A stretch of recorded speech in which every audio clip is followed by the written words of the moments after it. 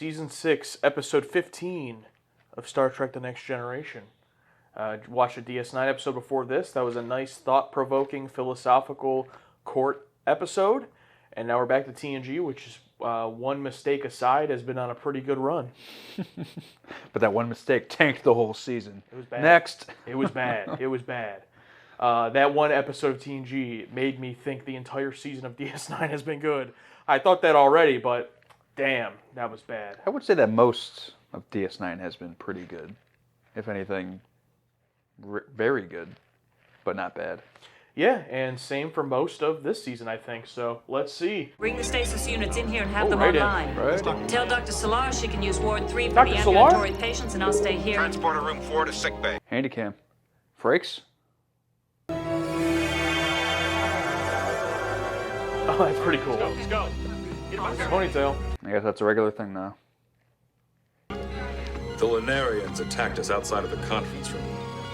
Oh my god. I didn't even realize it was Picard at first. He's got internal hemorrhaging. Nice scar. What kind of weapon caused this? A compressed Terion beam. From who? Again. His respiratory system is shutting down. The levels in the isocortex are still falling. Shades of Grey, but Picard this time? Is he in serious? Hello! Oh, shit. Alone. You see to find Cisco here? That's gonna be Gamora. Interesting, different score. Whoa, what the?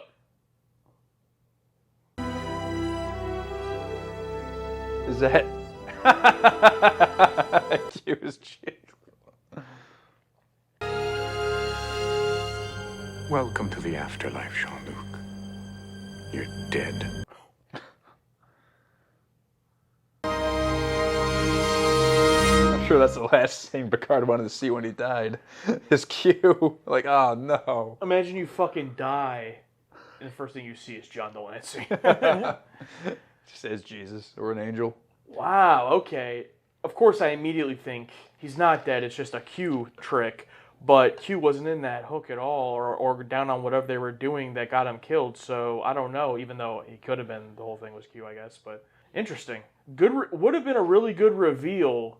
Probably would have a little bit of a bigger reaction if we didn't just literally see him in Deep Space Nine. But how about that? He goes missing for a season, right? And now he's got 3 episodes in this span. Yeah, from True Q to here with DS9 in between. And I guess you're right. We did also see him in True Q, so that was recent as well in this show. So they're really putting him to use. Oh,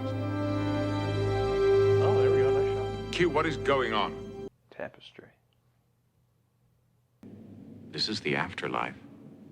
And I'm God. Your life ended about 5 minutes ago under the inept ministrations of Dr. Beverly Crusher. Not inept. Jean-Luc, I told you not to go running off to that academy. Is that his dad? Father. Oh, wow. But you wouldn't listen. Now look at you, dead before your time. Q, enough of this. Good casting, looks like him. Even now, you manage to disappoint me, Jean-Luc. Damn. Why did you do it? Captain, there are still people down there. We can't There must be abandon some other way, Captain. Some other choice in firing on them. Oh, I haven't seen you for a while. Huh? These are the voices of all the people you've killed throughout the years. Oh, jeez. Well, now that you've shuffled off the mortal coil, we're free to spend a little time together. Little time together. How much? Eternity. If I'm really dead, then my only regret is dying and finding you here. I was not the cause of your death. This was. Is that his heart? From when he got stabbed? Is that Your artificial heart. Oh, yeah. He might have lived if you had a real one, instead of this unreliable piece of technology. When did he get that? Before the show. Oh. I regret many things from those days. Really? Oh, shit. Is that supposed to be him? There we go. What are these things?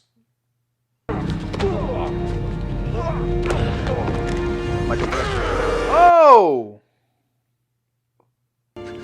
A little bit of a Star Trek movie uniform going on there.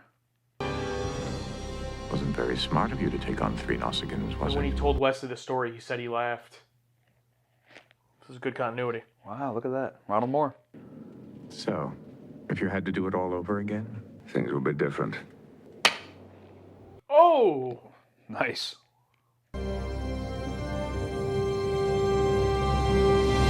Was it the Wesley Going Away episode where he told that story? No, it was the one where Pulaski shows up at the end when he's doing surgery. When he's getting surgery done. Him and Oh, Wesley, that long ago. Wow. Yeah, him and Wesley went on a shuttlecraft and had, like, conversations. Good memory. Colton as well. Yes. Boy, she must have hit you pretty hard. Of course, you deserved it. Slowing down there, Johnny. You should have seen that one coming. Card at the academy? Johnny. Look at him in this outfit. You sure you're okay? Yes, I'm fine. Really, Martha, I'm fine. Come on, Marty. I bet he's got another date. How do you do, fellow kids? You're 21 years old again. a brash young man, fresh out of the academy. Oh, look in the mirror. Look in the mirror. Oh. Certainly don't look at Like a younger version of him? Yeah, that would have yeah. been cool. I will take you back to what you think of as the present, and you will go on with your life with a real heart. Then I won't die. Of course, you'll die. It'll just be at a later time. I wonder if we'll see like a butterfly effect scenario. Mm. Penny is waiting for me right now. Well, carry on. I'd be like, Q, could you transform me there real quick? No. Would have been a nice touch if he was in his Deep Space Nine uniform and said, oh, wait a second, and switched back to the TNG one. I don't look as attractive to you as I did last night. No, not at all. I think you're a very handsome woman. That's something you say to old ladies. You're certainly not an old lady. Oh! Great job, Picard. I guess it wasn't her. She did look a bit older than 21. I was gonna say, yeah. Holding the Cougars. Looks like your friends know how to have fun. You ought to take lessons. Oh, that was Oh. badass. Excuse me. It's gonna mix of pinball, pool, and mini golf. Oh, we got some suits. Got some practicals. Oh, there's a Soleil, the lizard. There he is. Oh, yeah. They dug the suit out of the closet.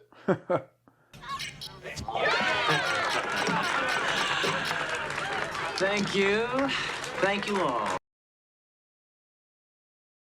Play, Damjat, human. That's the same creature that stabbed him, Yeah. but it was 2 days from now, so So maybe whatever happens in this game. they track him down 2 days later. They owe him money from the pool game.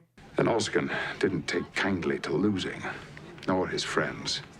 They were outraged. They wanted to fight.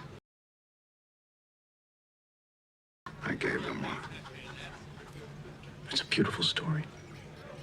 It gets you right here.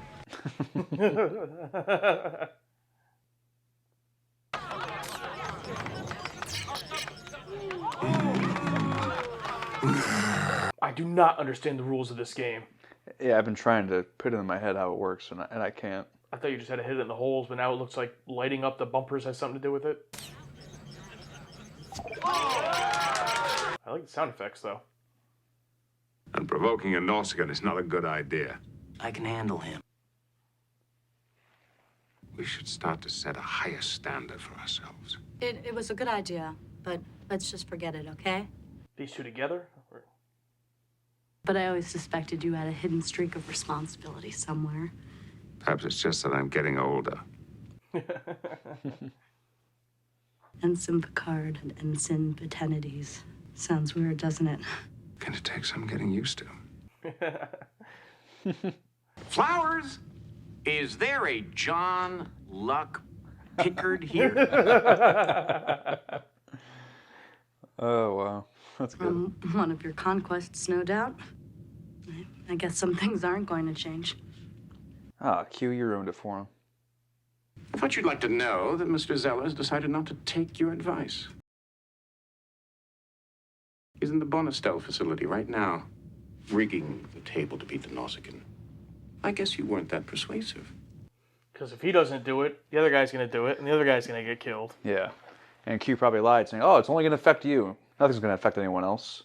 In reality, it probably will affect time. Connie. Johnny, don't sneak up on me like that. I thought you were the... People calling him Johnny is crazy. Cheating the Nausicans could have serious consequences for all of us. It's a risk we can't afford to take. You are my mother. Well, gee, Mom. I guess I'll just have to go tell those Nausicans I don't mind if they cheat me. Did you consult your mother about this beforehand?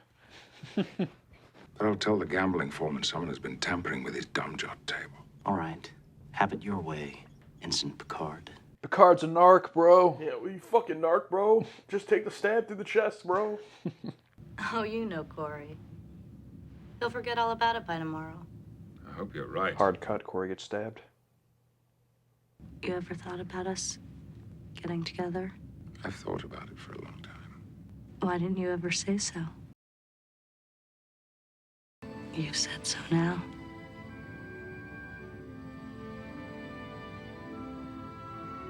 Damn!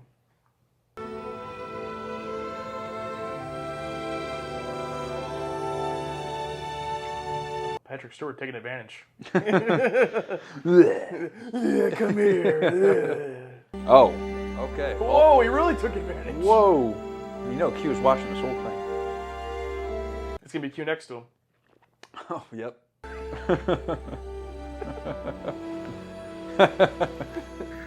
Morning, darling.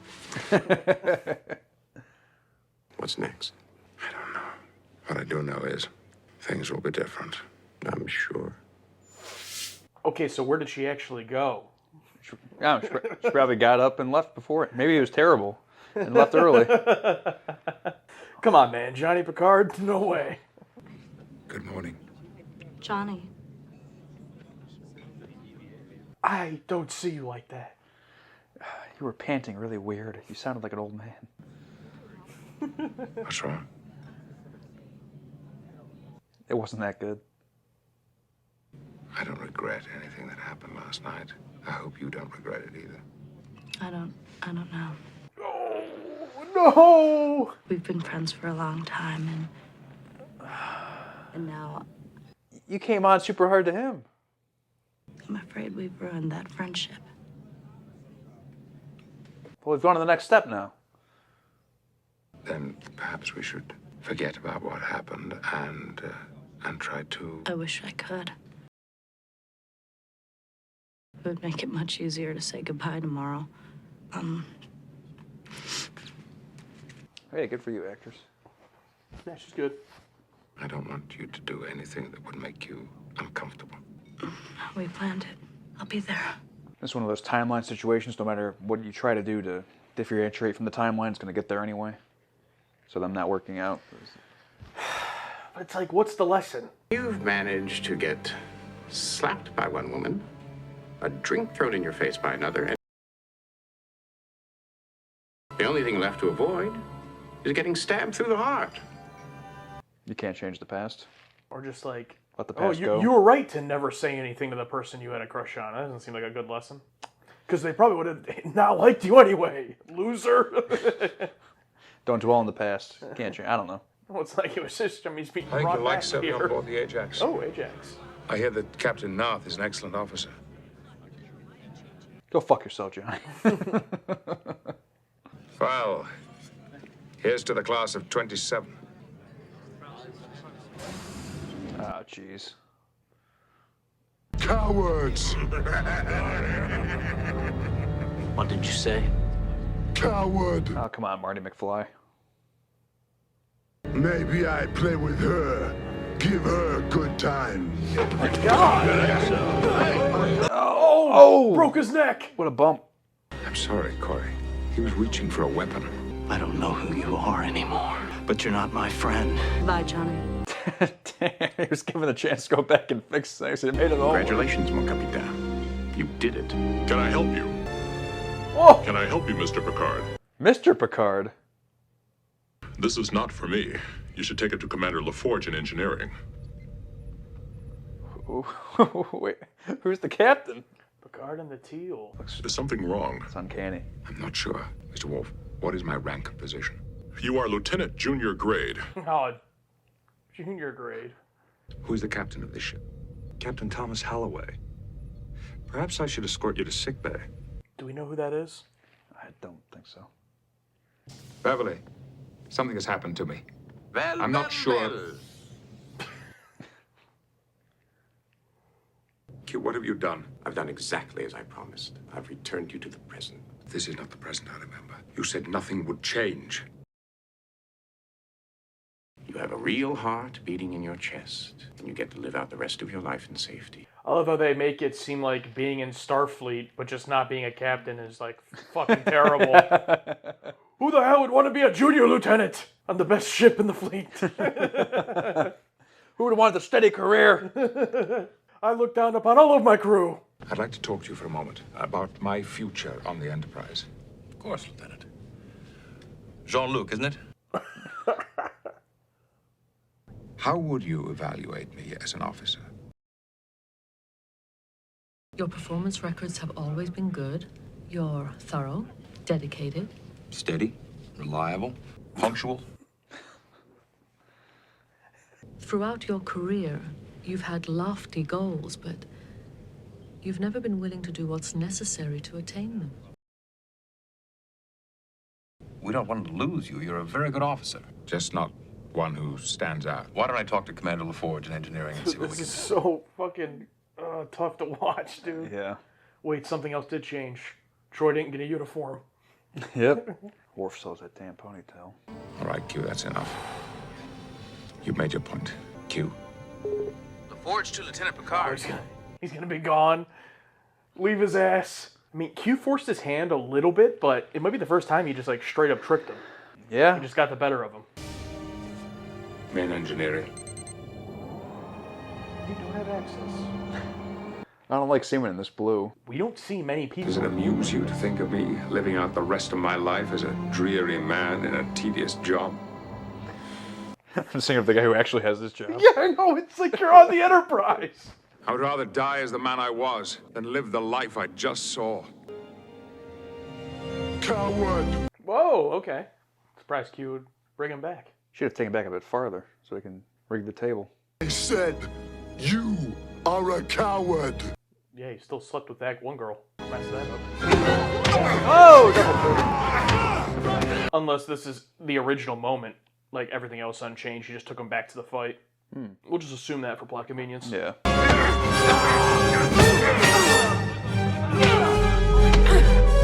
Damn.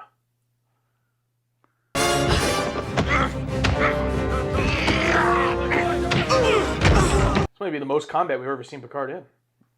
True. Snap! Yep. Go.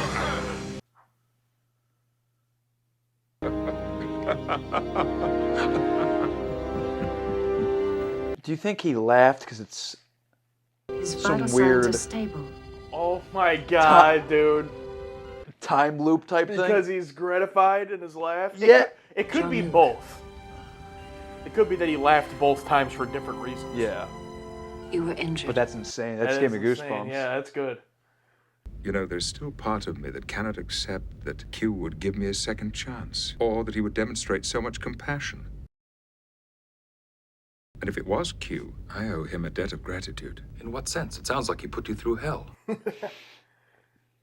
Trying to imagine a hell-bent for leather, young officer, insulting a Nausicaan twice his size. I wish I had a chance to know that Jean-Luc Picard.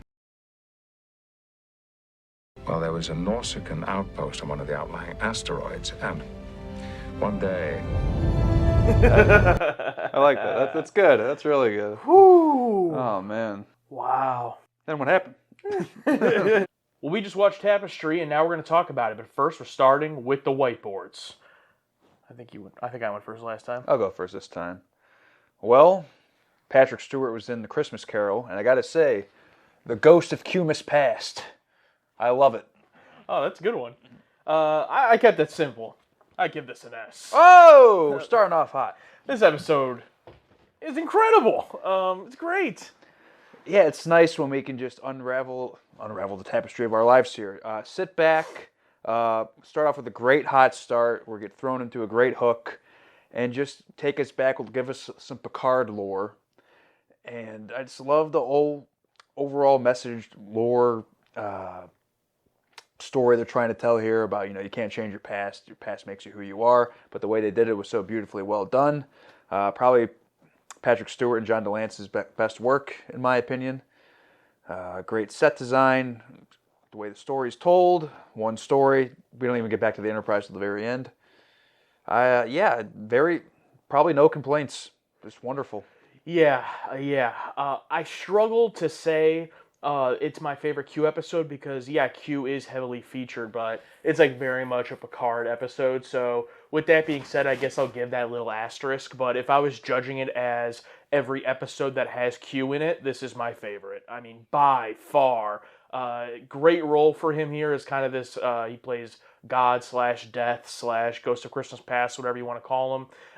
And all of the jokes landed here, not in like a trying too hard, goofy kind of way. Like, I enjoyed like the boxing scene, for example, in Q-Less a couple episodes ago in Deep Space Nine. Is like a goofy over the top. Here, all of his jokes were just like the dry, subtle wit that John DeLancey does so well. Like with the hits you right here, about getting stabbed in the heart, or like the touching his ear in the bed, or you look over it's Q. Just the stuff like that with him was excellent. Yeah, and I like kind of the ambiguous ending because remember the title did not have Q in it, so it's really left up to you to know. Was it actually Q, or what is that what it's like on death's bed in this world of Star Trek? I don't know. I think it's kind of left open-ended, and absolutely, yeah. And I love those little time loop things where Picard laughs when he gets stabbed, but now it adds a whole nother meaning of why he got stabbed, or why he laughed when he got stabbed, and it's one of those things. Was this always supposed to happen? Has Q known about Picard forever, for years, and is it kind of a Tenet type situation, or any of those time travel movies where they meet, but it's not the first time. Yeah, what do they call it? Like a catalyst event, or they call it something when it's like the event that stuff is built around, in time. And if time all exists, in theory, when he gets stabbed the first time, him going back in time has already also happened. So the laughing is just so great for the double meaning. In his whole life, Picard thinks he laughed for one reason, his arrogance, and his naivety, but now a completely different reason, and then cut to him laughing on the sickbay bed. Wow, got to give so much credit to Ronald Moore, only writing credit on this one. Shocker, right? Just him, yeah, and from all the lore and callbacks, the characters, the stories, he's got that down to a T. Yeah, obviously, TNG is not over. There's still a season and a half left, but I think this is like the crescendo of Ronald Moore proving himself in terms of he comes in with the bonding. And like we had not seen anything like the bonding, up to that point. And it was his first episode. And now to arrive here at, I know it's very premature to say the end of Picard's arc. It's not. But we talk all the time about like Picard is already such a close to perfect character, like near perfect character, so much virtue without trying, so much aura, he's never incorrect. And this is the one time that you really tackle a fault of his regrets about his past. And what could be more relatable? Everyone has regrets about their past, literally everybody. And the lesson being, Picard, you are the way you are today because of your past being messy. It's just a perfect story. Yes, it's a perfect. If it was the end of Picard, it's a perfect button on his character, and it's like, yes, that was his one fault. He was always putting his past behind, and Q is his past. Why does he can't stand Q so much? Q even says it. It's because I'm you, Picard. I'm acting the way you acted back when you were a kid, but you have to accept it. You have to realize that it's okay, and accept who you are, move forward, and don't be so regretful. It's great. It's just great. Yeah, this is the season's. This is the bonding for this season for me. Just nailed it. Nailed it. And damn, I mean, of course we got to talk about Patrick Stewart as well. Great job as always. It's almost hard to continue praising him with each great performance because it's like, yep, it's Patrick Stewart, great Picard performance. Yeah, every single layer just gets better and better. And then also Les Landau. with the direction here. It wasn't anything crazy over the top, but it was really good. All the stuff in the white emptiness was awesome. How'd you feel about getting to see his stabbing fight sequence twice, both in the white area with a younger actor, and then literally with him in real time? I like seeing Patrick Stewart get down and dirty. Him throwing those classic Kirk punches. Felt good. I liked it. Yeah, I think when we saw that episode in season 2, where he talks about it, I believe I even said like, "Oh no, we don't need to see it happen. We don't need to see Picard wearing a wig get stabbed." But in my mind, I had always envisioned it as like part of a battle, like part of something, and he's in Starfleet. For it to be a bar fight because of him cheating at pool, or was the game called Dome Jot or something? Dome Jot. Yeah. And cheating at this, and then this speed stabbing, that makes it so much better because it's like a completely different lens than what I picture Picard like getting stabbed in battle. This is not heroic. It is because of his arrogance, and that's what makes it so great. And I'm okay with showing things from the past because definitely some things like I don't need to know the entire history of the Xenomorph or the Predator or the entire history of Darth Vader, for example. Sometimes things are left better shrouded in mystery. But when it's something that serves the story of the character and pushes him forward, then yeah, I'm fine with seeing things in the past. Yeah. I mean, the classic like Christmas Story, right? I mean, just like that movie. I mean, it's done really well here, and also a slight Quantum Leap-ish vibe of it being Patrick Stewart as he is now, but everyone else sees him as the younger version of himself. That was great. Q is kind of like the Al coming in. I'm glad it's never been spoiled for us. Like Inner Light was spoiled for you. Like there was an episode called Inner Light. That's apparently one of the big bangers out there. None of this. No, nothing. I've never heard anything about this episode. Thank God. Yeah, thank God. And I think I might like it more than the Inner Light. I think I might as well. I mean, as far as a Picard episode, they're both very similar. Are you still looking for a name? Looks like J.C. Brandy was Ensign Marta, yeah. Yeah, she was great. As far as that point goes, I was thinking that a little bit when the episode started and he's on the deathbed and then he sees Q and everything. And I did think for a moment, like, is this basically just the Inner Light but redone in a different way? I don't think it is. I think they're two completely different stories and episodes. I think I like this one more, personally. They're both good episodes, obviously, but I think this is the one that, like, if to rewrite history, if this was the episode I had heard the title of as the most taunted episode of the series, and then we got here, I would have been like, oh, I get it. It would have been like, oh, yeah. Yeah, I still get it with the Inner Light, though. Yeah, I do, too, but that's more of like just a straight up, it doesn't need to be Picard, and it doesn't need to be Starfleet or Star Trek. Mm-hmm. It's just a sci-fi story that hits really hard. With Picard added in, this is Picard's story. It's true. It's very tailored to Picard. And similar to how not everyone's favorite top 10 movies are the same, because that'd be crazy. It's not really in a matter of what's the better made film. This one feels more personable. Oh, yeah. I don't know about you, but definitely more personal to me because, I have a lot of regrets in my past. But if those things didn't happen, I wouldn't be here right now. So yeah, and I mean, dude, you say you don't know about me. I mean, I think it's literally everybody. It's like, of course I have regrets about things in my past. And it's like, just the example of Picard with that ensign that he ends up hooking up with. That's completely outside of the main story of him being stabbed, right? And even still that is like the wrong choice to change it. And I think it just goes to like, obviously sometimes you do fucked up stuff in life and you wish you didn't do it or whatever. I'm not saying everything everyone does is perfect and no one should ever do anything. But at the same time, like, you can't change your past. It is what it is. And if I really had to get down into the weeds, I guess that's the one thing that maybe it was a little bit funny when it came to how far they stretched, like, him sleeping with her and her just not being into it at all. And then also the best part, just how badly they shit on him just being a junior lieutenant. As if it's like the worst job. Like you're like an officer in Starfleet on the Enterprise, but oh god, you're a junior lieutenant. But you're a 40-year-old junior lieutenant. He'd rather fucking die. I was wrong. Let me die. Like, that is hilarious. And oh my god, dude, I don't know if I can ever watch that scene again in 10 Forward with him and Riker and Troy. It was so uncomfortable. And you love cringe.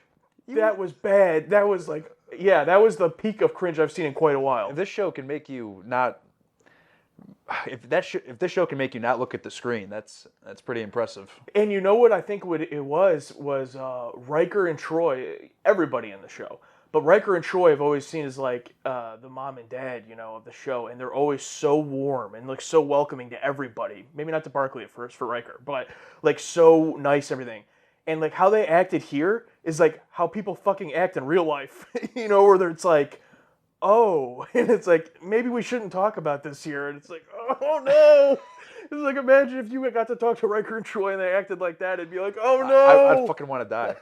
I can understand him wanting to die from after that. Yeah, because with our crew, we're seeing everything from their perspective. There's very few times where we see it from the other side, Barkley being one, and now this, where it's just, it makes me shudder. Yeah, but that's what was so great about it. I just don't know if I could watch it again. Yeah, but I like the line Picard said at the end, dropping the name of the title. It had a few loose threads, but you find if you pull on them, it just unravels the whole tapestry of your life. So, do you think it's a perfect episode? I'd say it's pretty up there. Yeah, I mean, there's some of it that I laugh at just from like I already explained. I think it's funny personally, but that's not something that like takes away from the episode. I just think it's funny to think about. I think it's a perfect episode, which is crazy because I don't think it's the first perfect one this season either. It's pretty good. It's pretty good. Season 6, yeah. And quick note, also, both this episode and the bonding both started with kind of a hot start. Because bonding started with that returning from a battle. This is returning from a battle. Yeah, so similar, yeah. He's got a style. And that style is good. I got to start off here with this first one with Anoholic ACC. Captain Kirk would say, of all the Q episodes I've encountered in my travels, this was the most human. For me, the second strongest Q episode right after Q Who. Q Who was obviously, the Borg introduction. That was obviously like the King Q episode. Since then, all this time, I think I like this one more just as an episode. And also, I think the Q stuff in it, like, yeah, Q's in Q Who a lot, but it's a Borg episode, basically. Yeah, there's no fun Q stuff in this, though. I do enjoy, like in Deep Space Nine, the whole boxing thing. There's nothing ridiculous in this one, but I don't think it needs it. Yeah. I don't think it detriments it. Oh, I really wanted a Q gag. Oh, there was some Q gags. Yeah. What am I thinking about? The bed thing. Was there any silly stuff in Q Who? The Borg introduction episode? Definitely. Oh, there's Eat Any Good Books Lately. That might have been that episode. Yeah. The Guinan, him and Guinan and everything. I mean, there's jokes, but I think it was similar to this, where it wasn't like over the top gags. Or yeah, anything. there's just nothing outrageous, which is fine. I don't need it. Russ Townsend, for you guys, why do you think Q wanted Picard to examine this moment of his life, and does it remind you of Sisko and the Wormhole Aliens? Well, I think the show answered it for us. It's about accepting your past, because this entire time Picard's trying to shove this down as a big mistake. I'm stuck with his artificial heart. But the entire trajectory of his life would have changed, and it almost feels like a button for the Q character as well. Like I said earlier, Q is younger Picard, and that's why Picard can't fucking stand him. But finally he's able to realize what Q is and what he's trying to do, and it all comes together. Yeah, 100%. And if it is Q, because I'm almost inclined to believe it was just a near-death experience, maybe. We'll see the next time Q shows up. But even if the next time Q shows up, they make a reference to it, Q is also kind of all-knowing, so it's kind of like, I can see him still knowing about it somehow. But if it was him, I think that it was kind of proof that, when Q always talks about, I'm here to test humans, I'm here to test you, Picard, like, he's being honest. Like, he really did test Picard here, and kind of won, basically. Taught him a lesson. And, no, it didn't remind me of Sisko and the Wormhole Aliens that much. Just the visual of it when he first is in the white thing. We made the joke about it, but yeah, that's it. This is from Jesse Manning. I was just telling my dad the other day that if I could go back in time, I'd kick my own ass for some of the stupid shit I did when I was younger. And then this episode makes me wonder, would I actually change anything? Should I? I mostly like who I am today, and whether some of those experiences made me who I am or held me back from being this person longer than necessary, I don't know. But they're a part of me nonetheless. Picard shows us that you don't become older and wiser by acting old and wise. Great quote, Jesse. That's a great quote. Shit. I'm gonna guess. Did you take that from somebody? I'm gonna guess you stole that. Was it Mark Twain? But no, yeah, 100%. And it's so a little bit cliche to be like, oh, I wouldn't change anything about my past. It's like, of course, everyone has regrets, but it's shit like this, like an episode like this of TV with that kind of lesson that you're like, God, you're right. It makes you rethink it.